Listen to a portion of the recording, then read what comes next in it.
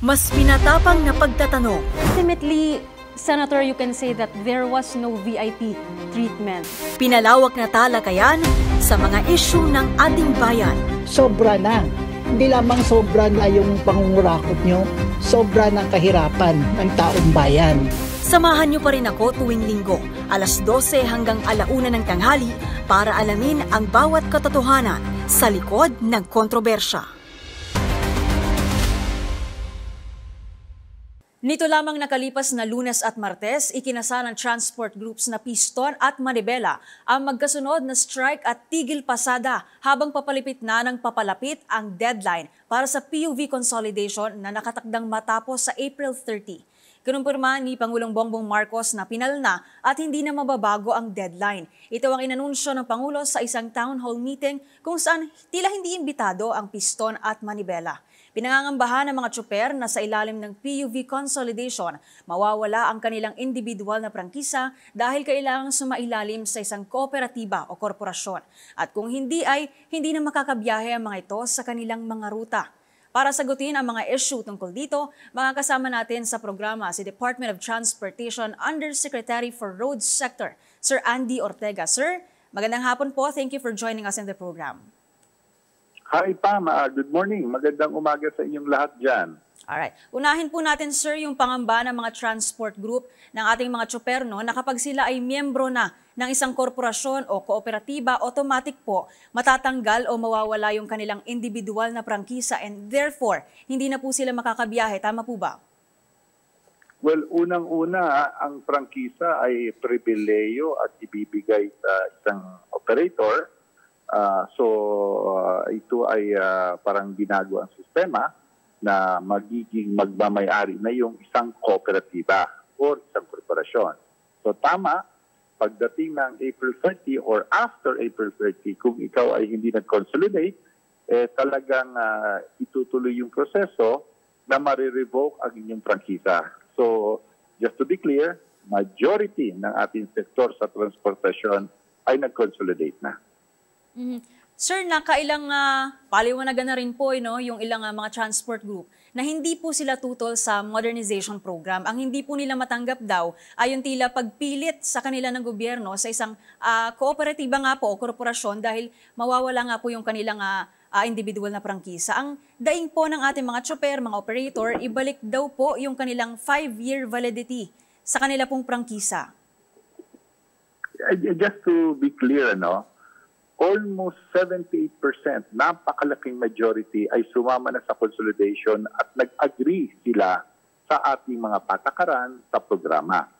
Merong dalawang grupo na alam naman natin, nung isang taon pa, talagang ayaw sumama sa consolidation dahil ayaw nila yung patakaran. Ilang beses nang na-extend, ilang beses na nag-meeting, ilang beses na nagpaliwanagan. At in fact, pumunta na sila sa Supreme Court. Ibig sabihin, alam naman nila na hindi papayag sila sa patakaran. Ang gobyerno naman ay hindi magbabago sa patakaran. So nasa Supreme Court na ang punta nila. So siguro it's best na hintayin na lang natin nila ang Korte Suprema sa desisyon. Pero regarding dito talaga, hindi naman talaga sila sasama hanggang nandiyon yung rule. So wala na tayong magagawa. Pero respeto namin ang kanilang desisyon na ayaw nilang sumama. Alright. Sir, yung sinasabi niyo pong 70%, ito po yung porsyento ng lahat po ng PUV or sa jeepney lang po ba ito? Buong Pilipinas yan. Kasama na dyan yung mga UB Express, PUJ, yung mga bus. So, ganun kalaki na nag-embrace sa programa. No? So, clearly, in fact, talagang excited na yung ating sektor ng transportasyon sa mga next steps after the consolidation. So yun ang mga gagawin namin together with them para lalo mapaganda yung programa at talagang makikinabang na yung ating mga mananakay. Sir, mga sa tansya nyo po, estimate lang po, mga ilang sasakyan po ito? PUJ, PUV, itong 70%? Wala akong specific numbers but this is thousands. Libo rin yung mga ayaw mag-consolidate. Pero just to clarify, para lang maintindihan natin ang gusto, talagang may mga iba tayong kaibigan na operator. Talagang ayaw naman nila mag-consolidate. Iba-ibang rason. Ang iba ayaw sumama sa kooperatiba. Gusto kasi nila yung simpleng proseso na jeepney driver operator lamang ang magpapatakbo. Tapos yung mga iba ayaw na yung komplikasyon, parang they feel na complicated yung proseso pero hindi naman. And then yung iba siguro, dahil pagdaan natin ang mga kaibigan nating operator, ang kung tutusin para rin naman silang negosyante. So siguro yung mga iba gusto nang mag-ibang negosyo, hindi na sa pananakay. And then also, merong libo rin na mga prangkisa na hindi talagang ginagamit pala for the past year. So ibig sabihin, talagang kahit walang modernization, hindi na pala sila pumapasada. So I think yung ating 78% na porsyento, this is a very good number. It's clear indication na tuloy ang programa, gusto ang programa. So yung mga iba nating kaibigan na ayaw sumama, siguro let us just wait, for them, sa Korte Suprema na lang po. Sir, ano po ba yung talagang mahihita ng ating mga driver dito? Dahil paulit-ulit po kasi na sinasabi ng gobyerno, yung consolidation, modernization, makakatulong po ito para maibsan, para magawan din po ng paraan yung problema natin sa trapiko dito sa bansa. Pero sa parte po ng mga driver, ano pong magiging pagkakaiba nun kumpara nung una na individual franchise lang po yung meron sila, tapos ngayon kapag sumailalim po sila sa kooperatiba? Unang-una, pagdating na ng final phase, ito na, full implementation na ng modernization, unang-una, maginhawa yung pagmamaneho ng ating mga jeepney driver dahil naka-aircon na sila. That's one. It's a big difference. Mas komportable sila nagmamaneho, hindi sila pawis-pawis, and then that goes on with our commuters. Pangalawa, napakaayos ng dispatching. Yung pag-dispatch ng sasakyan, hindi na dito yung mangyayari na bakit walang sasakyan, walang masakyan yung mga tao dahil yung mga ibang operators ayaw magpasada dahil siguro gusto nilang, yung na-reach na yung quota, ayaw nilang pumasada or may gagawin silang ibang bagay. Dito sa modernization, yung fleet management, magiging maayos yung paglabas ng sasakyan base sa pangangailangan. Kung maraming pasahero, maraming sasakyan. Kung konti, nakagarahe lang yan. Hating gabi, papasada yan dahil alam na may pasahero sa lugar na yon. So the reliability at maayos na paglabas ng sasakyan ay mangyayari which will contribute sa dalawang bagay. Unang-una, sigurado yung commuter may sasakyan. Pangalawa, hindi gaano matraffic or bawas ang traffic dahil nga hindi sobra ang ilalabas. And then, sa driver, para na siyang empleyado. Meron siyang SSS, meron siyang PhilHealth, meron siyang Pag-ibig. So yung mga benepisyo ng isang ordinaryo manggagawa ay mararamdaman na ng isang driver. Miyembro siya kunyari ng kooperatiba, meron silang dividendo at the end of the year. Depende sa kita. Miyembro ka ng kooperatiba, meron ka pwede kang mag-utang. Meron kayong savings and loan mechanism. So marami pang mapapakinabang, hindi lamang ang driver at ang commuters, but also yung number one dyan, environment friendly, mas maayos yung mga ibubugang usok. So marami pong epekto ang modernisasyon to the advantage of all of us. Opo, in connection to the modernization, Sir Andy, ayon sa ilang transport group, sila mismo nakapag-modernize na raw po ng mga jeepney. At yun, sabi po nila, siguradong gawang Pinoy. Hindi na kinakailangan pa ng imported modern jeepney ayon po sa mga transport group natin. Ano po yung consideration natin dito, gayong ang target natin talagang kumuha ng mga modern jeep po na gawa sa ibang bansa? Alam mo, I've heard that, you've heard that a lot of times. Pero let's be very clear and transparent. Unang-una po, walang nagsasabi na bawal ang local manufacturers. We encourage them. Pangalawa, walang nagsasabi na bawal ang jeepney design. Gusto nga natin maraming design ng jeepney. But lahat po yan ay wala pa pong nag-a-apply or rather, kukunti pa lang nag-a-apply or also mas marami pang kailangan na hindi pa napupunuan ng mga manufacturers. What I'm trying to say po dito is that yung modernization ng ating sasakyan, di ba, is talagang part ng ating pangangailangan. Ngunit, we at the moment, kukonti pa lang, and majority po, we have to admit, our combination hindi po to pure imported. Combination po to ng imported or rather international firms nagko-coordinate with local firms para ibuo yung kaha. So at the moment, that's the situation. But sabi ko nga, we encourage more local manufacturers to join because this will be good for the program. And finally po, yung mga kooperatiba ang mamimili ng sasakyan. Nasa kanilang decision po yun. Wala po yan sa gobyerno. Sir, estimate nyo po, magkano po kaya yung mga gastos natin pag kumuha po tayo ng mga imported na modern jeepney po? Ganito yun. Yung sa mga Class 1, ito yung maliliit, mga 1.5 million. Yung Class 2, ito po yung mga dating jeep na gagawin mong modern vehicle. Ito po yung maabot ng mga 2 million plus to almost high of 2 million. So depende po yan sa presyo or rather sa quality or depende po yan sa such options. No? Pero ito po lang gusto ko idagdag. Marami pong mga manufacturers, banko, financial institutions, naghihintay lang po na matapos ang consolidation at definitely po, lahat yan ay mag-o-offer ng magaganda serbisyo, magagandang quality, magagandang schemes when the consolidation will end. Hinihintay lang po nila yan. Pangalawa, marami po tayong mga pending bills like sa Kongreso, kila Congressman Salceda, kila Congresswoman Claude Bautista Lim ng Damper Party List. Pending po ang mga bills dyan na gustong taasan ang equity subsidy or ang tulong pinansyal ng gobyerno sa mga magmamodern. So what I'm trying to say is, all are in a way temporarily on hold. Kasi nga sabi, matutuloy ba yan or hindi? Which we understand. But now nagdeklara ang Pangulo, firm na yung deadline, hindi na magbabago, hindi na mag-extend. We see that majority that will help ay lalabas na once consolidation ends po.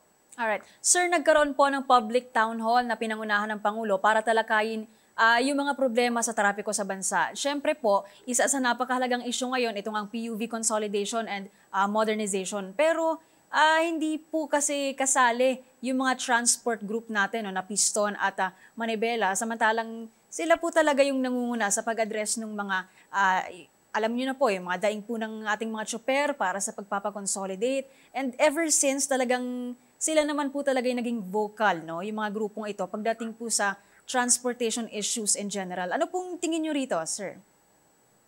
Unang-una, I was in the town hall. May mga invited po tayo mga transportation leaders, stakeholders. And then, alam mo yung Pangulo nung nagsalita siya or parte ng kanyang salita dun sa town hall, he was speaking like an ordinary citizen, ordinary commuter. Nilabas niya mismo ang mga concerns ng commuters. So, ang punto ko dito is all were represented in that meeting from different stakeholders. But for you to say na hindi ka na-imbita, siguro po respetuhin natin yung proseso. It does not mean naman po na porque wala ka doon, hindi represented ang concerns. The concerns were represented. Nandun yung mga ibang leaders.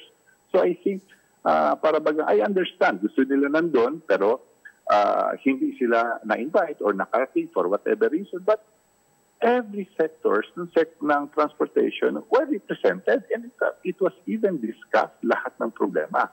So ang punto lang dito siguro is ang mas positive na pag-uusapan natin sa nangyari ng Transportation Summit is maraming solusyon na napag-usapan at gagawin ng different departments, even private sectors, to help in the traffic. Yun po ang kwento ng Transportation Summit. Yun ang magandang nangyari. Even may mga ibang hindi na-invite, sabi nila, or rather hindi sila na-invite, but what's good is it was a well-represented town hall meeting. Alright. Sir, hindi po imposible na may mga PUV driver na hindi po talaga papayag na magpa-consolidate, kagaya po ng napag-usapan natin kanina. Therefore, dahil ang terms po ng gobyerno ay automatic colorum na po sila, hindi na sila makakabiyahe. Meron po bang plano tayo para sa ating mga tsoper na mawawalan po ng pagkakakitaan? Unang-una, ang consolidation is about the decision of the operators. Ang mga operators po, in a way, they are like businessmen. Decision po nila kung gusto nila mag-consolidate or hindi. We respect that. But on the part of the government, especially yung Office of Transportation Cooperatives, handa po at ginagawa na po nila ang kanilang gawain na naghahanap na at iniinganyo nila ang mga corporations, even corporation, pati mga transport cooperatives, dahil pwede pong i-hire na mga to ang mga drivers nung operators na ayaw na magnegosyo. So even though yung operators ayaw na magnegosyo, ay nako, bibigyan pa rin po at may chance pa rin na magkatrabaho yung libo-libo nating drivers. Because from operators, they will just transfer into a cooperative or corporation to be either a member or maging empleyado para maging driver. So wala po sa kamay ng gobyerno yung pagtatanggal ng trabaho. Nasa kamay po yan ng mga operators and we respect that. And then after April 30, may proseso lang po gagawin ng LTFRB and definitely po yung mga hindi nag-consolidate at a certain time, talagang hindi ka naman pwede pumasada dahil wala ka ng pagkita. So those are the things that will happen after April 30 at yung hindi nag-consolidate po, kailangan po nila tanggapin na may kapalit po yung pag-decide nila na hindi mag-consolidate. Kung ayaw nila mag-consolidate, alam po nila yan na hindi na sila babiyahe and they should do what they're supposed to do and respect the process. Okay. Yung ilang tsoper po natin, mga transport group, talagang nangangamba rin po. Paano na lamang daw po yung kanilang gagawin kung once umarangkada na po itong modernization program ng gobyerno? Kasi lagi po nilang pilit pinapaintindi sa atin, sa gobyerno, na hindi raw po nila kakayanin yung gasto sa pagpapagawa ng kanilang lumang unit. Dahil sabi nyo nga po, kailangang palitan yung mga unit na hindi na roadworthy, emission compliant, at hindi po biro yung magiging gastos ng ating mga tsoper dito. Alam naman po natin yan. At hindi rin naman po malaki yung kanilang kita. Ano po yung plano natin para kahit papano po matulungan, maalalayan po yung ating PUV drivers at operators? Yeah. Unang-una po, hindi po individual ang bibilyan sa sasakyan. Mag-form po kayo ng cooperative, mag-form po kayo ng corporation, kayo po together magpapalakas sa isa't isa, magpapatakbo ng maayos ng organisasyon at kayo po ang bibili ng modern vehicle. So hindi po yan individual. May tulong po tayo sa equity subsidy, pinapababa pa natin ang mga interest para po mas maging ka-affordable. And then those are the things we are doing to help them once they are in the program. Yung mga ayaw sumama, respetuhin namin sila. Meron po tayong tinatawag na social support. May programa po ang DSWD, ang DOLE po, to help this affected na ayaw mag-consolidate. So tuloy-tuloy lang po yung tulong doon dahil ayaw na nga naman nilang sumama. Ang punto lang po dito is, matagal na po itong debate, matagal na po tayo nag-uusap sa bagay. And I think it's very clear po, Pam, na may mga iba na ayaw. Kung ayaw nila, it does not mean that they are right and we are wrong. It just means na ayaw nilang sumama sa isang programa ng gobyerno para sa mananakay and we just respect their decision and life will move on. But just to be clear, handa po, nandito, bukas pa ang consolidation up to April 30. Yung mga drivers ng mga operators na ayaw sumama, may chance at tuloy lang po kayo maging empleyado or maging member ng kooperatiba, tuloy po ang inyong hanap buhay. Okay. Sir, pakilinaw lamang din po yung pinangangambahan, hindi lang po ng mga jeepney driver, kundi ng mga commuter, mga pasahero po natin na jeepney phase out. Sabi po, sabi na po, nakailang ulit na po, na wala raw pong mangyayaring jeepney phase out. Can you please explain this to us, sir? No, ang totoong mangyayari talaga is mag-i-improve yung mga sasakyan eventually after how many years at papalitan na yan ng modern vehicles that will meet all the requirements. Yung design na diesel jeepney, pwede pa po yun as long as it will meet the modern requirements, yung sukat, yung aircon, yung environment-friendly makina. Tuloy-tuloy po, hindi po mag-phase out ang design ng jeepney. Tuloy pa po yun as long as it will meet requirements. Eventually, yung mga sasakyan po na ginagamit natin, yung mga traditional, tuloy pa pong gamitin yon as long as pasok sila sa LTO standards, pwede pa pong gamitin yan as long as consolidated ka.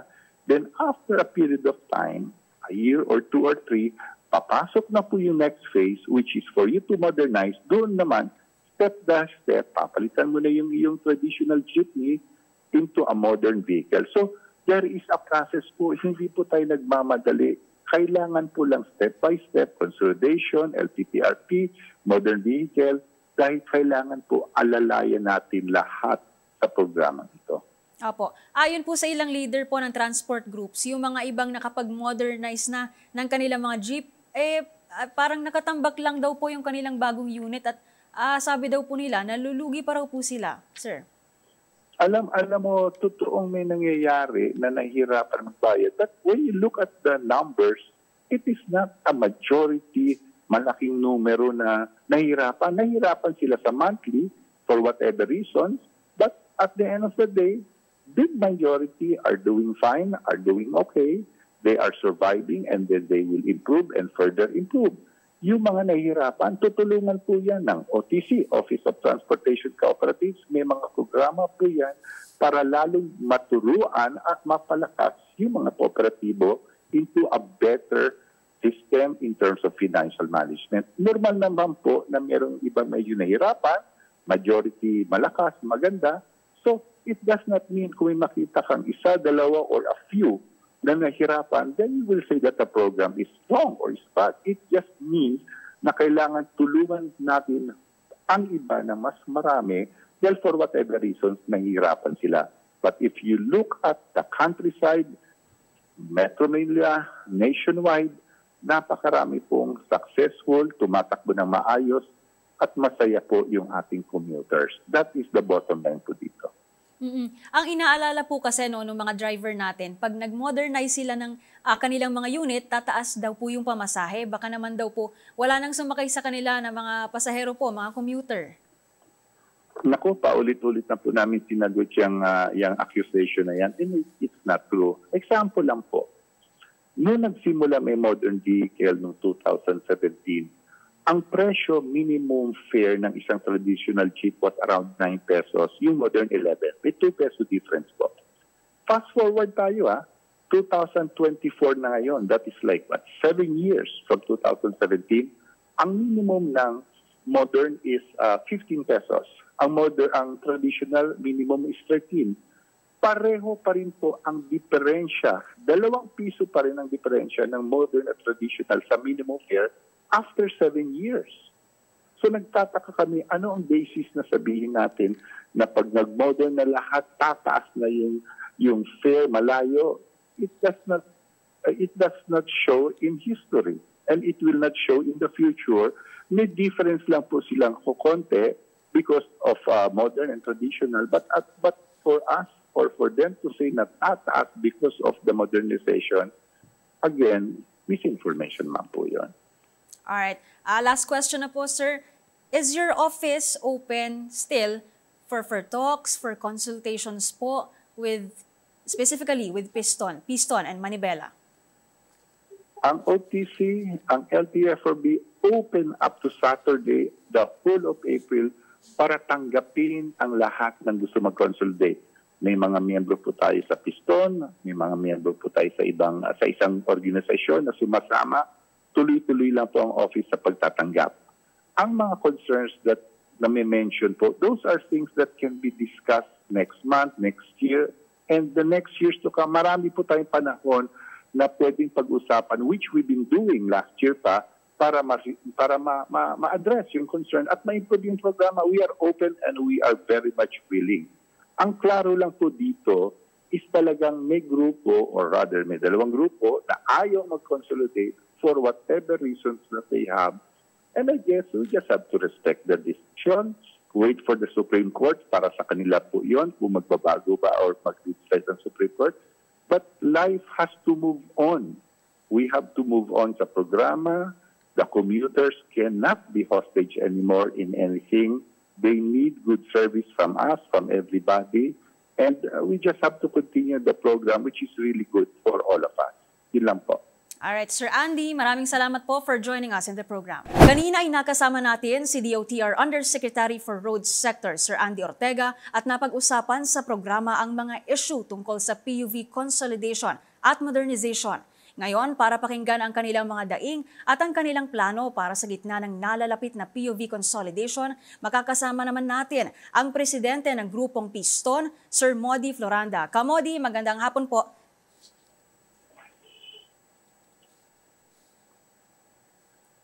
Hello, Sir Modi. Hello, morning.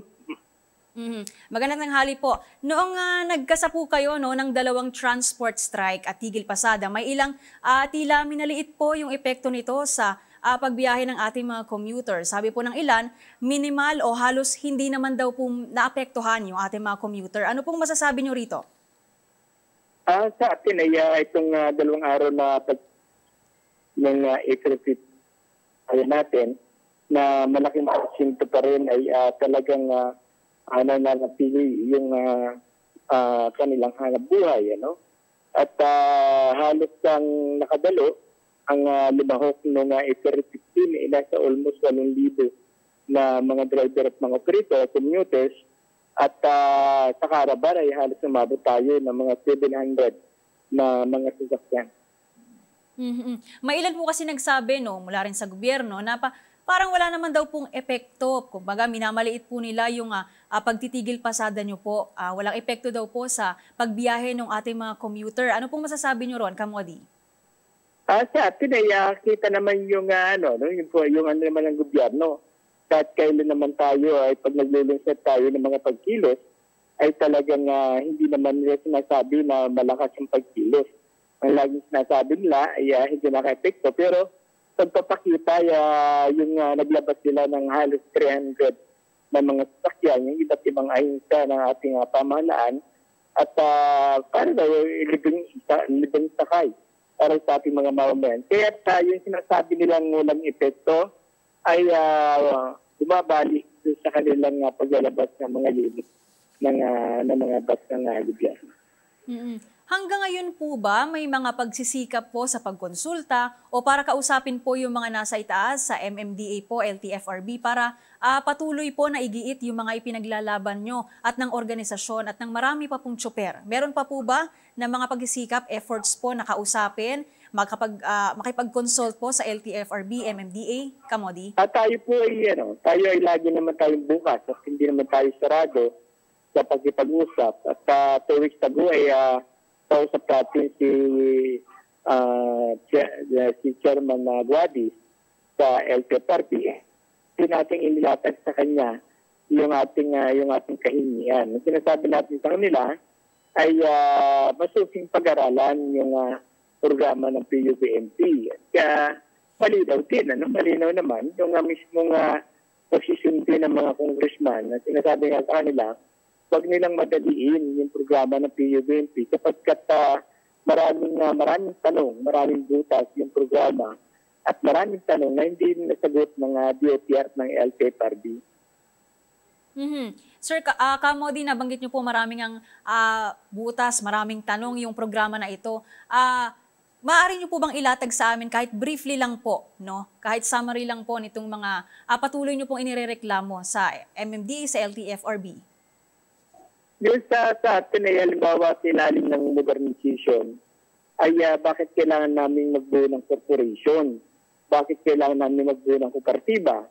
Bakit kailangan franchising consolidation? Bakit kailangan bawiin ng gobyerno yung aming mga prangkisa? Kung ang layunin lamang ng programa ay para ayusin yung ating public transport. Ang sinasabi nga natin sa kanila ay wala pa mang programa ang gobyerno. So sa ng modernization, ang sektor ay halos sa 8 dekada na tayong tuloy-tuloy na nagre-rehabilitation. Kaya sabi natin, ay kung ang layunin ng talaga ng gobyerno ay ayusin ang modo ng ating public transport, dapat silalim ng modernization sa balangkas ng rehabilitation. Hindi necessary na bumili ng ubod ng kamamahal na mga minibus na galing sa mga ibang bansa.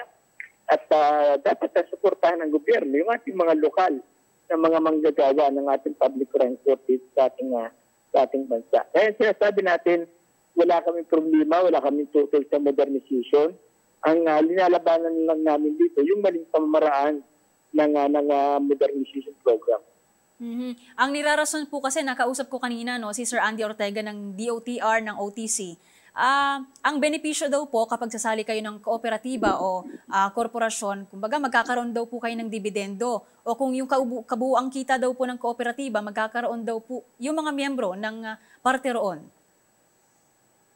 Base doon sa mga nakarang hearing no February 24 sa Kongreso ay nagsalita na yung mga ilang mga corporation, ilang mga kooperatiba na yung mga benepisyo na pinangako nila sa kanilang mga miyembro ay hindi nila na ibibigay. At sa ngayon ay may kaso sila sa Department of Labor sapagkat hindi nila kayang ibigay yung mga benepisyo na ayon sa Labor Code. Dahil kasi talaga natin sa ilalim ng Labor Code dapat magkatanggap ng mga benepisyo, SS, Pag-ibig, PhilHealth, at iba't iba pang mga benepisyo. Pero mismo yung mga kooperatiba at mga corporation nagsalita ng hearing sa Kongreso na hindi talaga nila kayang ibigay yung mga benepisyo. Kaya hindi natin makita yung sinasabi nila na man nagkakaroon ng benepisyo ang ating mga driver at mga operator.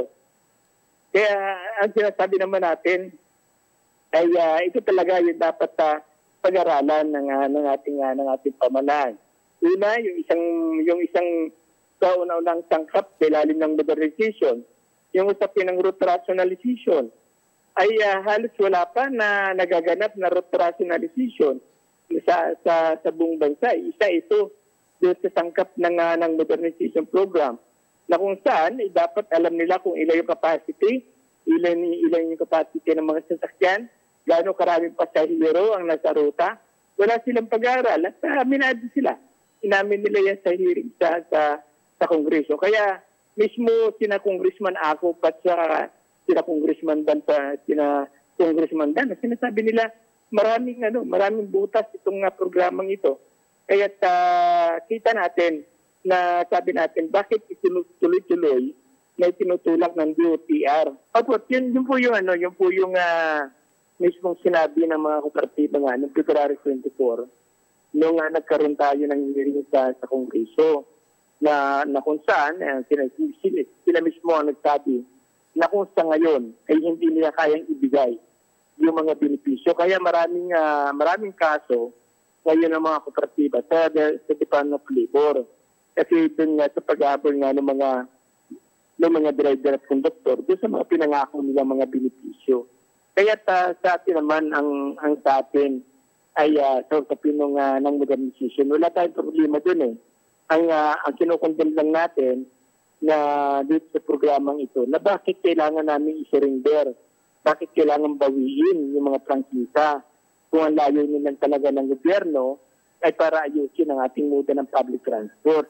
Kaya sinasabi nga natin kung ang dapat ang gawin nga ng gobyerno ay mag-create na tayo sa sarili nating industriya para tayo mismo yung minika ng ating public transport. Sapagkat ilalim ng modernization program ay hindi po yung ating ekonomiya yung pinapaunlad ito. Pagkos, ilalim ng programa ng PUBNP ay pinapatay nito yung ating lokal, yung ating ekonomiya. Sapagkat hanggat patuloy silang umaangkat ng mga model, ng mga minibus sa ibang bansa sa Japan at sa China, ay pinapatay nila yung ating ekonomiya. Sapagkat tinatanggalan nila ng kabuhayan yung ating mga lokal na mga manggagawa. Kaya kita na ang layunin ng programang ito ay hindi para ayusin ng serbisyo, kundi isang maging malaking negosyo yung serbisyo para sa ating mga mamamayan. Hindi lamang po ang mga operator at driver ang tatamaan nito, kundi mismo yung ating mga commuters, tatamaan nito. Batay po sa nakaraang hearing ng February 24 sa Kongreso, ay sinasabi ni Congressman Busita na kapag nawala po ang ating mga traditional of jeepney, ay hindi malayo na maging 30 pesos hanggang 40 pesos ang magiging minimum na pamasahe para mabayaran ang mga minibus. Sino magsasuffer? Hindi ang magsasuffer dito, yung ating mga mamamayan, yung ating mga mananakay. Opo. Kamodi, in connection po doon sa sinabi nyo, hindi naman po kayo tutol sa modernization, no? Pagmamodernisa ng ating mga jeepney unit. Ang sabi po kasi ni Sir Andy Ortega, hindi rin din daw po sila, no? Kumbaga sang-ayon din daw po sila sa paggamit ng mga gawang Pinoy na modern jeepney. Ang problema nga lang daw po, wala pa daw pong lumalapit sa kanila ng mga local manufacturer po na mga gumagawa po ng modern jeepney. Actually, hindi naman kailangan lumapit Kasi halimbawa kung dahil programa nila yan, dapat sila nag-invite, sila nag-aanyaya sa mga lokal na mga manggagawa. Halimbawa, nadyan yung Francisco, Sarao, nadyan yung Skater Motor, nadyan po yung Managing yan, nadyan yung LGF, nadyan yung Hataw. May sinasabi sila ng February 24 na sinasabi nila merong 38 na lokal na mga na lumalapit sa kanila Pero ang tinatanong po sila ni na Congressman Ako at ng ilang mga congressman sa loob ng Kongreso, sino-sino at ng mga lokal niyan, hindi mo nila mabanggit. Ano sabi sa nila ni Congressman na Dan? Sabi niya, sige, magbigay na lang kayo ng 5 o 3 na lang kasi nadyan na yung Francisco Tinsaraw. Anong sabi po ng DOTR ng LTFRB? Isusumitin na lang po namin. Ibig sabihin yan na yung usapin ng mga lokal ay hindi mo kailangan antayin eh. Pwede mo namang yung lahat ng mga lokal na may kapasidad na gumawa ng mga chief, pwede ba makipag-ugnayan sa LTFRB? Diba? Yun lang naman yung ganun lang. Ang Francisco po ay 2017 pa na nag-a-apply na maging bahagi siya ng programa. Pero hanggang sa ngayon ay hindi yung batay, yung po sa nakarang hearing sa Kongreso ay hindi pa sa credit ng DOTR ng LTFRB. At kaya ngayon ay patuloy pa rin siya nag-ano. Opo. Kamodi, matagal nyo na rin pong daing yung gagastusin ng mga operator, mga jeepney driver po pagdating sa pagmomodernisa po ng kanilang mga jeepney unit, yung pagpapalit po ng ilang mga parte ng kanilang unit. Ang sabi naman po kasi ni Sir Andy Ortega na DOTR, hindi naman daw po sosolohin nung driver, nung operator, yung gastos daw po doon sa pagmodernize po ng jeepney unit, kundi pagtutulong-tulungan daw po ng buong kooperatiba. Ang sa atin po ay halimbawa yung sinasabi ni Mr. Ortiga, yung may counterpart of government 230 sa class 1, 280 sa class 2 and 3 and 4. Yung po ay advance na sa mga bangko. Hindi po mahawakan ng kooperatiba yan. Kundi ma-advance lang, parang down payment po sa bangko para sa iyong paglo-loan. Ang isang malaking problema din, batay din po mismo sa datos na inilahad ng Land Bank at saka ng DBP. Sa Land Bank po ay meron ng 30 kooperatiba at saka mga na hindi na nakapagbayad. Ganun din po sa Land Bank at sa DBP. Marami na rin ang hindi nakapagbayad doon sa kanilang amortization.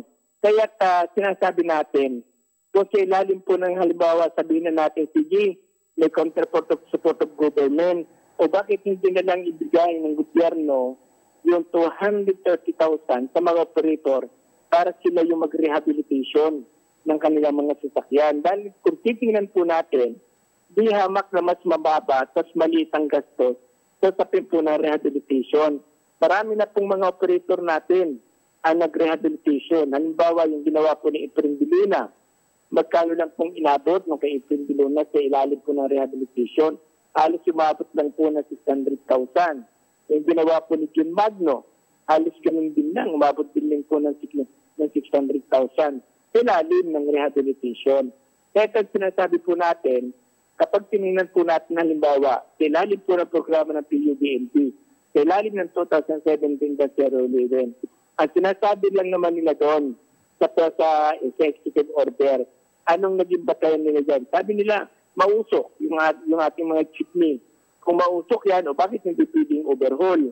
Dahil pag in-overhaul naman natin ang ating makina, considered na brand yan. Kasi ang lahat ng pyesa niya na magiging brand nyo at di hamak na mas mababa pa yung kanyang emission doon sa nakalagay sa Cleaner Act Law. Kasi sa Cleaner Act Law ay umaabot po ng 2.5 emission. Pag in-overhaul po natin ang ating makina, ay halos umaabot lang po ng 1.6% yung kanyang emission. Di hamak na mas mababa kasi doon sa nakatadhana, doon sa ilalim ng Cleaner Act Law. Kaya maraming pwedeng gawin na para makapag-comply sa pintunang modernization program.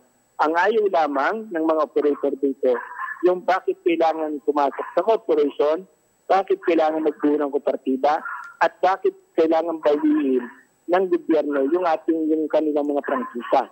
Ayon din po sa Kongreso, noong February 24, nagyan na sila ng Kongreso na wala silang karapatan na bawiin ang mga prangkisa ng public transport, ang mga jeepney, sapagkat ang nagbibigay ng prangkisa ay ang Kongreso at sinabi, hindi po ang LTFRB. Kaya kung babawiin, prangkisa, ay kailangan amyendahan yung provision sa Republic of Chief.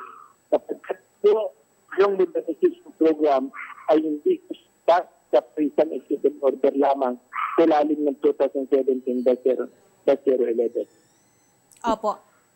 Kamodi, yung giit po nila ng MMDA, ng LTFRB, hindi naman daw po biglaan yung jeepney phase out. Kumbaga, hindi raw po agad-agad natatanggalin yung mga jeepney unit. Kumbaga, isa-isahin ang sabi niya. Kung kailangan palitan yung mga parte ng mga lumang jeepney unit, ganun daw po muna yung gagawin. Saka bibilin ng yung mga kooperatiba ng mismong unit po nung modernized jeepney. Ano po masasabi niyo rito? Ang kailangan na maglabas po sila ng malinaw na MC. Kasi wala po silang inilalabas na MC doon sa sinasabi nilang Philippine Standard. At yan po ay verbal pa lamang na sinasabi ng DOTR ng LTFRB, yung sinasabi nilang Philippine Standard. So sa pin ng rehabilitation, tayo. So sa pin ng rehabilitation. Alright. Sir, para sa mga PUV driver na hindi po sasama sa isang kooperatiba o korporasyon, tuloy pa rin po yung kanilang pagbabiyahe sa Mayo 1 kahit na po that time kolorum na po sila. Lalo't higit po pinaninindigan po ng MMDA na talagang paghahandaan daw po nila, magiging mahigpit daw po sila sa paghuli sa mga driver na hindi pa rin consolidated pagkatapos ng April 30 deadline. Yan ang kailangan pag-aralan po ng DOTR at ng LTFRB.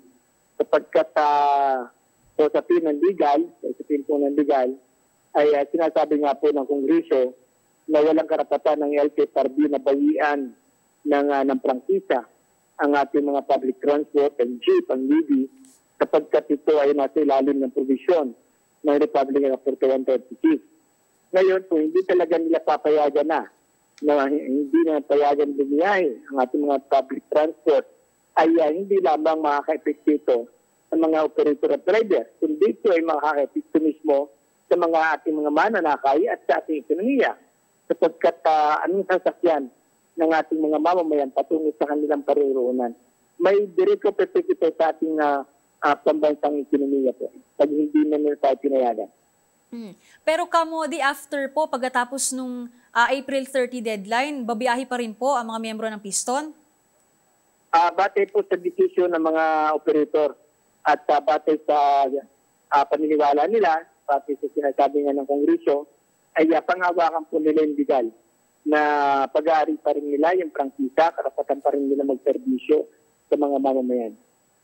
Okay. Kamodi, ano po yung reaksyon nyo nung nagkaroon po ng town hall meeting for traffic na pinangunahan po ng ating Pangulo para po pag-usapan yung mga traffic issue sa bansa, yung mga railway project? Kaya lang po, hindi po kayo naimbitahan sa nasabing town hall, katulad din po anong nangyari. Hindi rin po naimbitahan ang Tuloy nananadya po yung DOTR sa LTFRB. Kami lamang ang hindi inimbitahan, yung Piston at saka yung Manubela, doon po yung iba't ibang grupo, yung iba't ibang mga federation. Kaya't nagtataka tayo na parang ayaw ba nilang pakinggan yung ating kahingian, kaya hindi tayo inimbitahan sa naganap na summit, na kung saan ay dapat yung pagkakataon na para marinig nila yung ating panawagan. Kaya tayo ay nababahala sa ganung ginawa ng gobyerno. Dapat pantay. Hindi lang dapat ang gobyerno kasi dapat yan nagsisilbi yan sa dalawa. Hindi lamang sa isa. Hindi lamang sa pabor, hindi dapat mas pinakikinggan nila yung kahingian ng ibang sektor. Kamodi, yung mga hindi daw po, mga operator, mga driver po na hindi magpapakonsolidate, hindi naman daw po pababayaan ng DOLE, ng Office of Transportation Cooperatives. Nandyan daw po sila, aalalay daw po dun sa mga driver. Ano po masasabi nyo? Ano pong gagawin nilang alalay sa ating mga operator, sa ating mga driver? Yung sinasabi nila na kailangan mag-aaral sa TESDA, kailangan mag-aaral ng mason, ng carpenter, mag-aaral magluto ng tinapay. Sino ang tatanggap?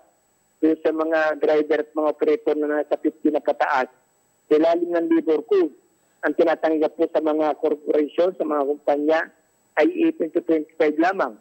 Kaya anong gagawin ng mga operator? Halimbawa, nag-aaral sa TESDA, saan kukuha ng puhunan? Anong negosyo pwede nilang likain? Na, ito yung sinasabi natin na dapat ang gobyerno ay nagluluwal ng hanap buhay, hindi nagtatanggal ng kabuhayan. Ilalim ng PUBNP, yung mahabang panahong kabuhayan ng mga operator at driver, gusto nilang tanggalin para ibigay sa malalaking mga negosyante yung usapin ng serbisyo. Tapos ngayon, pangangakuan nila ng tutulungan nila at ilalim ng TESDA at saka ng Department of Labor, ay yung mismong mga benepisyo, yung mismong mga inilalapit nga ng mga manggagawa sa Department of Labor, hindi ma-resolve ng Department of Labor Magkikirit pa sila ng isang panibagong mga problemang kakaharapin.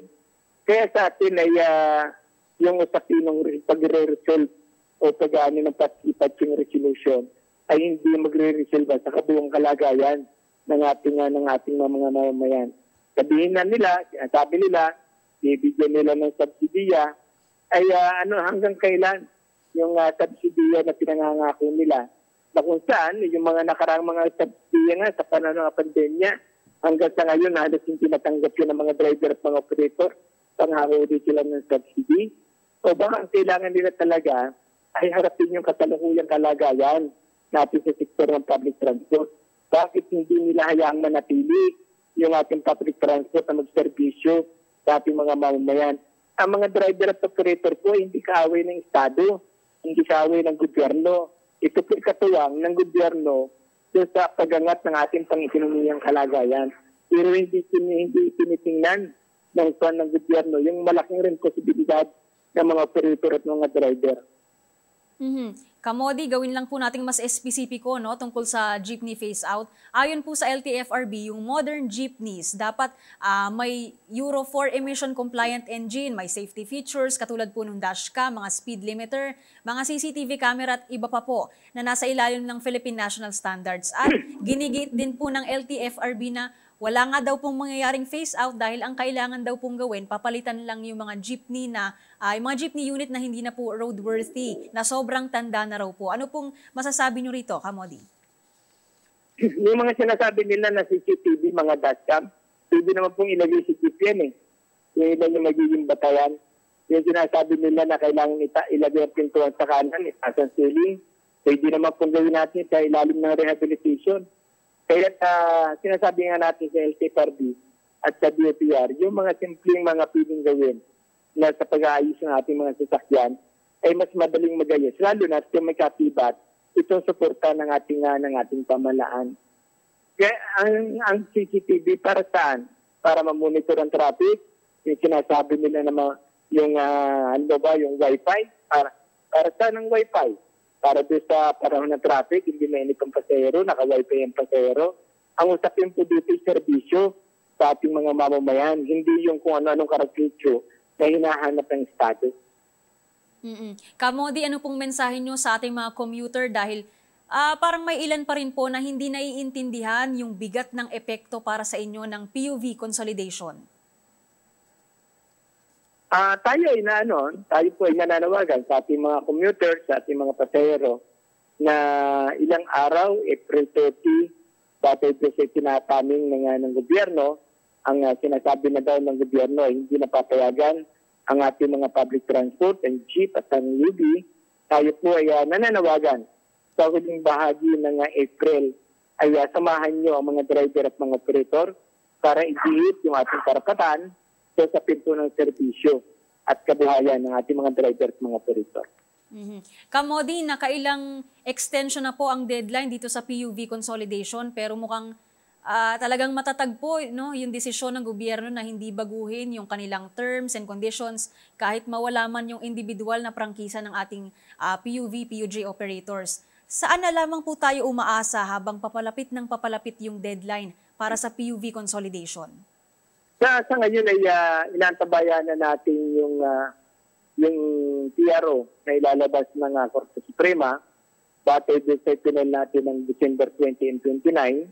At siyempre, umaasa din tayo doon sa ilalabas na House Resolution ng Kongreso, yung 4 na nakarang hearing sa Kongreso na kung saan ay kaya sabi nga ng mga congressman ay hindi napapanahon na ituloy ang PUBNP, hindi napapanahon na ituloy ang programa ng modernization program sapagkat maraming question, maraming tanong. Kaya ito yung ilang inaasahan pa natin na sana ay mailabas ng Korte at ng Kongreso yung ating inaasahang mga resolution. Kamodi, huling katanungan na po. Muli, Kamodi, mensahe nyo para sa ating mga mananakay, mga commuter, dahil sinasabi nyo rin po na yung pagpigil nyo sa PUV consolidation, hindi lang po para sa kapakanan ng mga tsoper, kundi para rin po sa mga commuter. Paano po ba maapektuhan ng consolidation yung mga commuter natin? Sa atin ay malaking epekto sa ating mga commuters ang usapin ng programang ito sapagkat ang direct effect nito ay yung pagtaas ng pamasahe. At sa ngayon pa lamang ay magkaiba na yung pamasahe ng traditional at saka ng modern. Ngayon ay 13 pesos jeepney, 15 pesos sa modern. At batay nga doon sa nakarang hearing sa Kongreso noong February 24, batay sa pag-aaral na Congressman Busita, ay hindi malayo na umabot sa 30 to 40 pesos yung magiging minimum ng pamasahe. At meron siyang 3 pesos na succeeding per kilometers. Kaya sa ganitong kataas na pamasahe, ay paano pagkakasahin ng ating mga manggagawa at ng ating mga ordinaryong mga mamamayan ang kanilang kararampot na kinikita. Dito sa pa lamang ng public transport ay mataas na at malaking halaga na mawawala sa kanila. Kaya ang usapin po ng labang ito ay hindi laban ng mga driver at operator. Ang layunin ng ating mga ginagawang mga pagkilos, una ay para makanatili ang usapin ng serbisyo sa ating mga mamamayan, yung abot kaya na serbisyo kahit sa taong bayan. Kamodi, maraming salamat po sa pagbibigay nyo sa amin ng inyong oras. Salamat din po. Atin pong nakasama ngayong araw sa ating programa si Sir Andy Ortega ng Department of Transportation at si Kamodi Floranda ng Grupong Piston kung saan napag-usapan natin ang bawat issue na nakapaloob sa papalapit po na deadline ng PUV consolidation at modernization. Samahan niyo po muli kami sa susunod na linggo para talakayin ang iba pang issue ng bayan. Dito lamang sa likod ng kontrobersya.